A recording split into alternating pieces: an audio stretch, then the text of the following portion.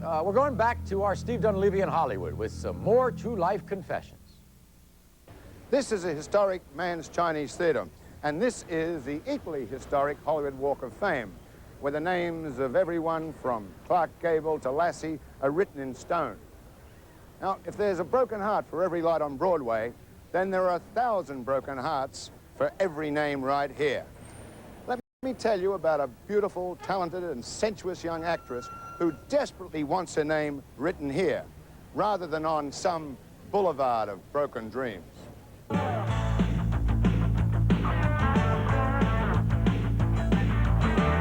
If ambition were made of gold, Tracy Ray would be another Fort Knox. It's something to conquer. It's a challenge I have inside of me. Nothing scares me. Fresh, fearless, but oh so frail in a town that gobbles up girls like Tracy in giant bites. Tracy's friend and fellow struggling actress, Heather Hensley, has seen it all before in Carbon Copy.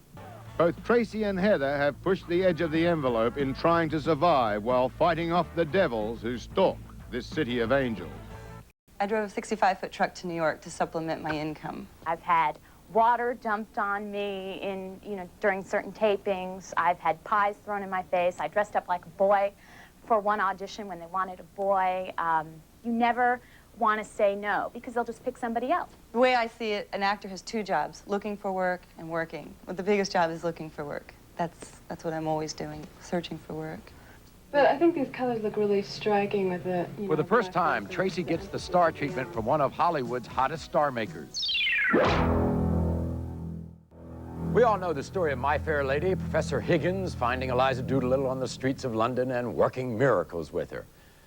We got our own miracle worker.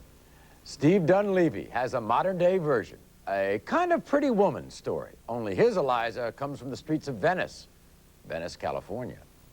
This is the neighborhood where Tracy Ray lives.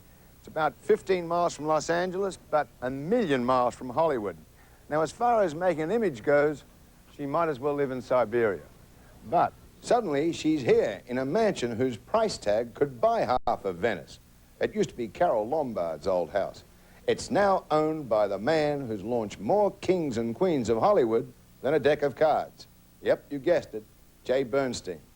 Country girl hits a home run, cliched Hollywood story. Uh-huh, you bet your bippy.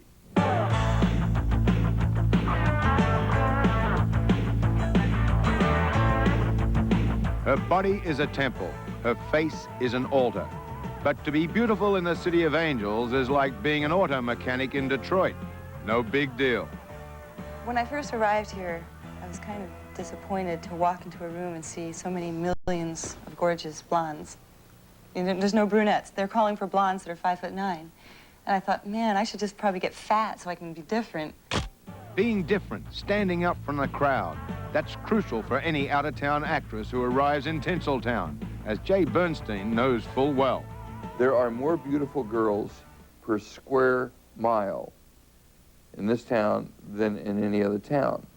And different than wheat, barley, corn, where, you have a harvest once a year.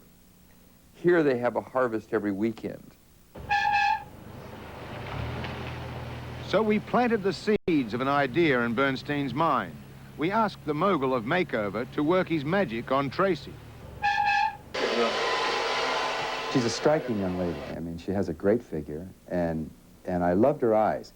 Dusty Fleming, who often charges $2,000 a sitting, was brought in by Bernstein to give Tracy a whole new look. If I'm going to take her apart, her hair is fine. It's not that great a hair. We had to put some body into it by adding color to it. The way Dusty plays with hair, you feel like he's a butterfly. Her eyes are a little too close together, so we had to open her eyes up. If the energy's right and she has great spontaneity, I know she's going to click in this city. Good.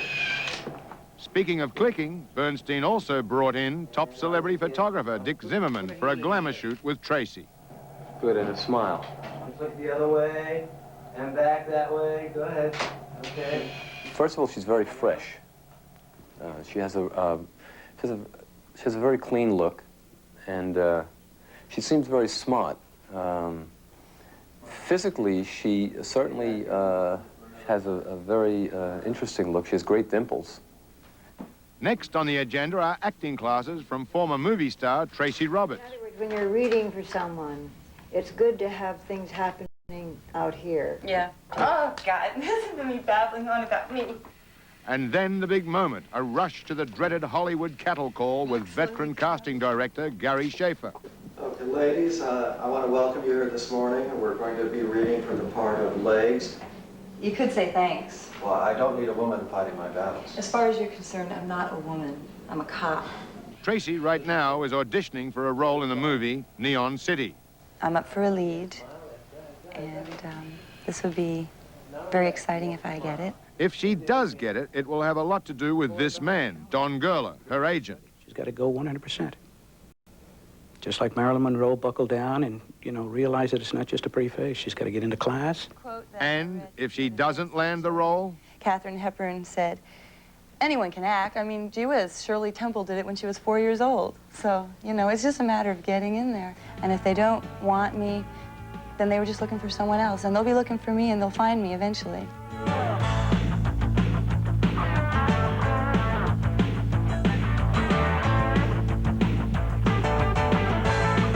Prayer, perhaps, that Tracy soars above the fallen angels. It's a fever, Hollywood fever.